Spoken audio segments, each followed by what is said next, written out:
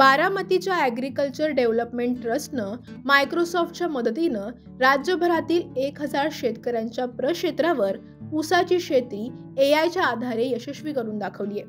पारंपरिक शेतीपेक्षा अधिक उजवी शेती कमी उत्पादन खर्चात होऊ शकते असा विश्वास या निमित्तानं शेतकऱ्यांना देखील आलाय. बारामतीच्या कृषी विज्ञान केंद्राच्या प्रात्यक्षिक प्रक्षेत्रामध्ये या संदर्भातील प्रात्यक्षिकं उभी करण्यात आली असून राज्यभरातील 500 शेतकऱ्यांच्या शेतामध्ये सध्या 7 ते 8 महिन्याचा हा ऊस उभा आहे. तर 500 शेतकऱ्यांच्या शेतामध्ये या ऊसाच्या चाचण्या घेण्यात आलेल्या आहेत. यामध्ये आर्टिफिशियल इंटेलिजन्स तंत्राद्वारे कृषी विज्ञान केंद्रामध्ये वॉर रूम तयार करण्यात आली आहे आणि त्याद्वारे सर्व प्रक्षेत्रातील प्रयोगाचे संकलन केलं जात आहे. या टेक्नॉलॉजीमध्ये आपण सॅटेलाईट प्रणाली, IoT प्रणाली, वेदर स्टेशन आणि ग्राउंड ट्रूथ या कंपोनंटचा आपण महत्त्वाच्या विभागाचा आपण त्यामध्ये समावेश केलेला आहे. आणि त्यातून आपण जो डेटा येतो, डेटा रिअल टाईम गोळा करतो आणि तो डेटा प्रोसेस करून ॲडवायझर रूपात मार्गदर्शन करतो. शेतकऱ्यांसाठी कसं फायदेशीर ठरणार आहे? शेतकऱ्यांसाठी नक्कीच की उत्पादन वाढणार आहे आणि उत्पादन खर्च कमी होणार आहे. ही AI टेक्नॉलॉजी नेमकी कशी वापरली जाते ते पाहू. आता यामध्ये तुम्ही पाहू शकता की सेन्सर्स आहेत.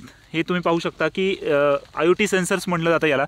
NPK sensor, soil pH, EC हे सेन्सर्स आहेत. हे आपल्याला मातीतून रिअल टाईम डेटा कलेक्ट करून देतात.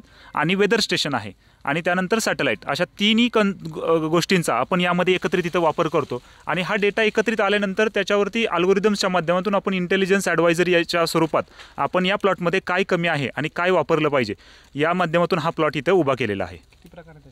यामध्ये 6 व्हरायटी लावलेल्या आहेत आपण. आगामी काळात शेतकऱ्यांना या AI टेक्नॉलॉजीचा फायदा होईल याकडे लक्ष केंद्रित केलं जाणार आहे. या प्रक्षेत्रावर ऑक्सफर्ड आणि मायक्रोसॉफ्ट विद्यापीठाचे तज्ज्ञ आणि प्रतापराव पवार यांच्या पुढाकारातून राजूदादांच्या मार्गदर्शनाखाली आम्ही सर्व टीम काम करत आहोत. भारतातला हा फार्म ऑफ द फ्युचर हा पहिला प्रकल्प आहे की जो आता शेतकऱ्यांसाठी खुला केला जाईल आणि आर्टिफिशियल इंटेलिजन्सवर आधारित हे तंत्रज्ञान शेतकऱ्यांपर्यंत पोहोचवण्याचा आम्ही प्रयत्न करू.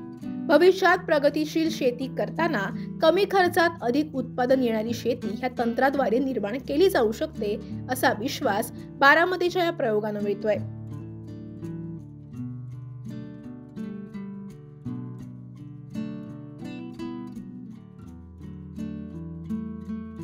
Deepak Padkar, Maharashtra Times online, Baramati.